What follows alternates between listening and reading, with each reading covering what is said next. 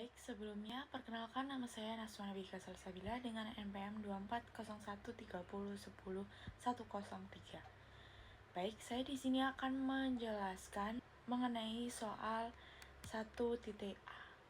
Di mana pertanyaannya, hitung akumulasi pengeluaran rata-rata tertimbang untuk tahun 2023.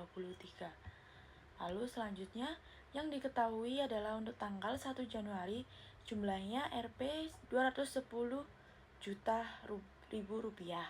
Lalu 1 Maret 300 juta rupiah. Lalu 1 Mei 540 juta rupiah. Lalu 31 Desember 450 juta rupiah. Nah, untuk totalnya sendiri 1.500.000.000 juta rupiah. Nah, saya mengasumsikan untuk lama waktu yang digunakan yaitu Januari ke Desember yaitu 12/12 sama dengan 1. Jadi untuk caranya jumlah dikali waktu. Jadi 210 juta rupiah dikali dengan 1, maka hasilnya 210 juta rupiah. Lalu yang 1 Maret yaitu dihitung dari Maret, April, Mei, Juni, Juli, Agustus, September, Oktober, November, Desember yaitu sebesar 10/12. 10 dari bulan Maret dan 12 dari 1 tahun bulan dalam 1 tahun. Maka hasilnya sendiri 10/12 sama dengan 0,833. Lalu 300 juta rupiah dikalikan dengan 0,833 hasilnya 249.900.000 rupiah. Lalu yang ketiga yaitu dari Mei ke Desember yaitu sebesar 8/12 sama dengan 0,667. Lalu 540 juta rupiah dikalikan dengan 0,667 hasilnya 360 juta 180.000 rupiah. Lalu untuk 31 Desember lama waktu yang digunakan yaitu 0 karena dari Desember ke Desember yaitu 0. Nah, untuk hasilnya sendiri 450 juta rupiah dikalikan 0 sama dengan 0. Maka untuk total dari jumlah kali waktunya sendiri yaitu 820 juta 80.000 rupiah. Dimana itu adalah hasil dari rata-rata tertimbang untuk tahun 2023. Terima kasih.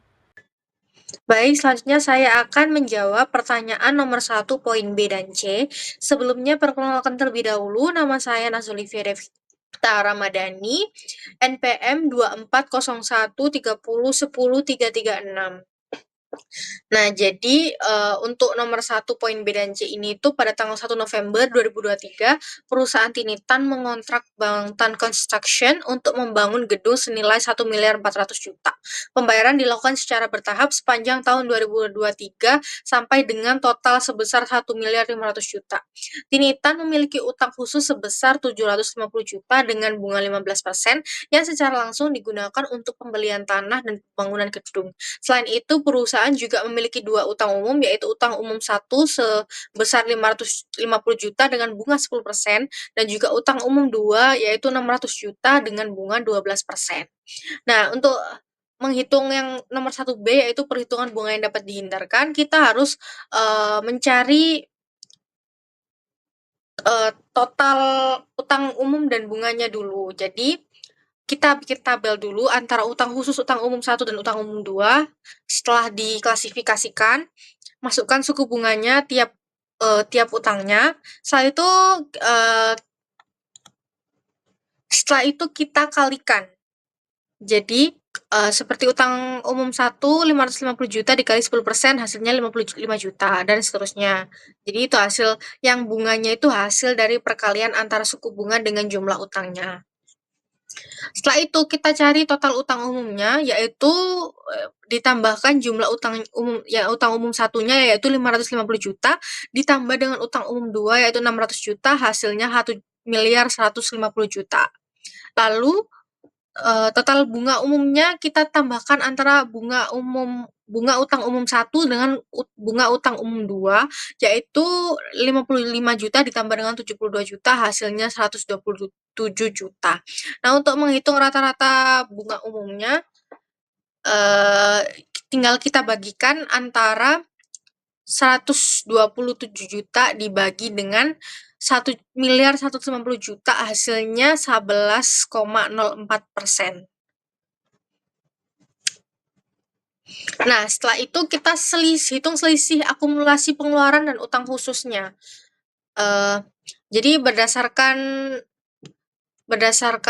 soal setelah dihitung sebelumnya oleh teman saya, pengeluaran rata-rata tertimbang selama tahun 2023 itu 820 juta 80 ribu. Nah, jadi selisihnya itu kita kurangkan antara rata-rata tertimbang tadi dengan utang khususnya, yaitu jadinya 820 juta 80 ribu dikurangin dengan 750 juta yang utang khususnya tadi. Hasilnya menjadi 70 juta 80 ribu. Itu selisihnya. Nah, setelah itu kita hitung bunganya yang dapat kita hindarkan. Bunga utang umum yang dapat dihindarkan. Jadi 70 juta 80 ribu tadi kita kalikan dengan 11,04%, hasilnya 7 juta 739.270 kalau dibulatkan ya. Lalu total bunga yang dapat dihindarkan hasilnya itu dari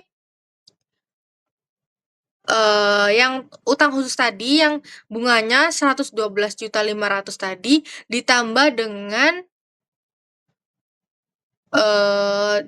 dengan bunga utang umum yang dapat dihindarkan. Jadi 112.500 ditambah dengan 7.739.269 rupiah. Jadi hasilnya sama dengan total bunga yang dapat dihindarkan itu sama dengan 120.239.270 rupiah. Nah, untuk menghitung soal yang 1C itu jadi pertanyaannya itu total bunga yang dikeluarkan oleh perusahaan ya. Itu jadinya tinggal kita totalkan aja antara utang khusus, utang umum dengan utang umum 1 dan utang umum 2-nya. Jadi utang khusus, utang umum 1 dan utang umum 2-nya. Jadinya 112.500.000 ditambah dengan 55 juta dan juga ditambah dengan 72 juta. Jadi hasilnya itu 239.500.000. Untuk yang bagian A, harga mesin fotokopi 750 juta, biaya angkut 8 juta, biaya pemesanan 0,8% dikali 750 juta yang hasilnya 6 juta, biaya setup 22 juta 500. Pembelian ditambah biaya angkut ditambah pengawasan ditambah setup 750 juta ditambah 8 juta ditambah 6 juta ditambah 22 juta 500 yang hasilnya adalah 786.500.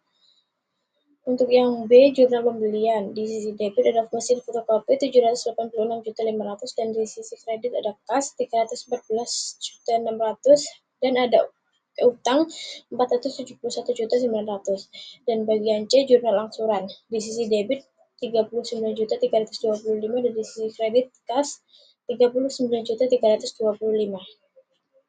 Perkenalkan, saya Fatarani Zainur Rusmari Fatimah dengan NPM akhir 283. Nah, di sini saya akan membahas soal 2B. Nah, ini bisa dilihat yang A adalah hitunglah akumulasi penyusutan dan nilai buku mesin per 1 Januari 2024. Bisa dilihat di jawaban sudah tertera bahwa harga perolehannya sebesar 300 juta, umur manfaatnya 5 tahun, penyusutan tahunannya adalah 300 juta dibagi 5 yakni 60 juta, kemudian lama digunakannya adalah selama 3 tahun yakni dari 2021, 2022 hingga 2023. Nah, akumulasi penyusutannya adalah 3 dikali 60 juta maka sama dengan 180 juta dan nilai bukunya adalah 300 juta dikurangi 180 juta sama dengan 120 juta. Nah, kemudian yang B bisa dilihat ini kita disuruh membuat jurnalnya, yang mana Yang pertama, membuat jurnal jika mesin dijual dengan harga 120 juta. Ini sesuai dengan nilai buku, maka tidak ada laba atau rugi. Nah, di jurnal dengan kas 120 juta di debit, akumulasi penyusutan 180 juta di debit, dan mesin 300 juta di kredit.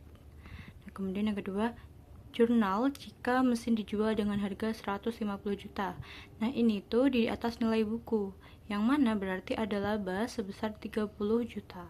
Nah, jurnalnya adalah kas di debit 150 juta, kemudian akumulasi penyusutan di debit 180 juta, kemudian mesin di kredit 300 juta, dan laba penjualan aset di kredit 30 juta. Nah, kemudian yang terakhir adalah jurnal jika mesin dijual dengan harga 100 juta. Nah, ini tuh di bawah nilai buku, maka terdapat rugi sebesar 20 juta.